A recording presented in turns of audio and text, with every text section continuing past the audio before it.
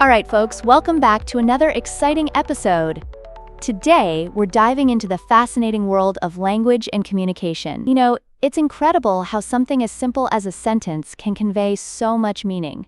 Like, take the phrase, "He plays the guitar well." It's not just about the guitar. It's about passion, dedication, and the joy of music. I mean, think about it. When you hear someone strumming a guitar, it can transport you to a different place, right? Yeah, that's so true. I mean, music really does have this magical ability to, connect us. But, wait, what do you mean by transport you to a different place? Is it like, when you hear a song and it reminds you of a specific moment in your life? Exactly. That's a perfect example. Music can evoke memories and emotions. It's like when you hear a song from your high school days, and suddenly you're back at that prom, feeling all those butterflies. It's a powerful experience. And speaking of experiences, let's talk about how we communicate.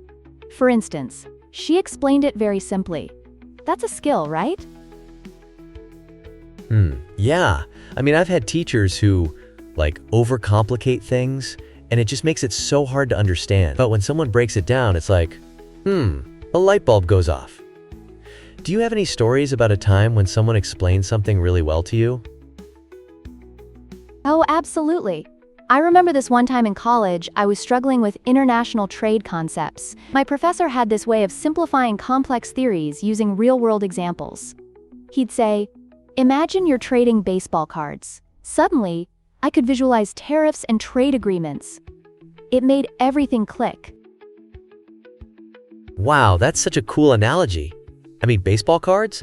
That's, way more relatable than, whatever complex terms they usually throw around. But, what if someone doesn't even know what baseball cards are? Would that still work? Great point. That's where the art of communication comes in. You have to know your audience. If someone doesn't get baseball cards, maybe you'd use something else, like video games or even, Pokemon cards. It's all about finding that common ground. Yeah, I can totally see that. So, if I were to explain something to my grandma, I'd probably have to use knitting or gardening as examples, right? Exactly. You're catching on.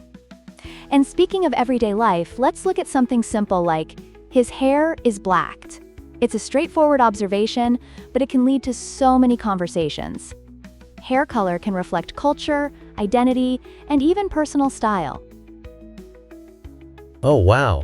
That's deep. I mean, I never thought about hair color like that. It's like when people dye their hair, it's almost like they're expressing a part of themselves, right? Absolutely. It's a form of self-expression. And then there's the phrase, "The state of the room was messy." That's another one that can open up a whole discussion about organization, priorities, and even mental health. Yeah. I mean, I've definitely had those days where my room looks like a tornado hit it, and it just makes me feel, overwhelmed. Is there a connection between a messy room and how we feel mentally? You bet, there's a lot of research on that.